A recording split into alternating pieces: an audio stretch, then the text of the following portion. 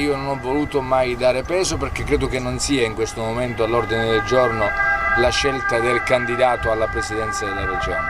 In questo momento c'è bisogno di capire quale progetto vogliamo costruire e chi ci vuole stare nel progetto. Della candidatura parleremo a tempo opportuno, ma intanto sforziamoci di ridare speranza a chi l'ha persa. Oggi la politica manca di autorevolezza ed è per questo che ha delegato tutto alla magistratura, verso la quale abbiamo tutti motivi di gratitudine e debiti morali, ma prima di arrivare alle procure della Repubblica sia la politica a fare il filtro, sia la politica a fare la selezione, sia la politica a scartare i personaggi discussi, sia la politica a riaffermare l'etica della responsabilità. Quindi un progetto civico, certo, che vada al di là dei partiti, ma una cosa è la partitocrazia, una cosa è la bellezza della politica, della quale peraltro non si può fare. Di Girolamo è una bella persona, lo è perché sa esprimere una politica in chiave meridionalista senza sciocco rivendicazionismo, lo è perché è consapevole del proprio ruolo, lo è perché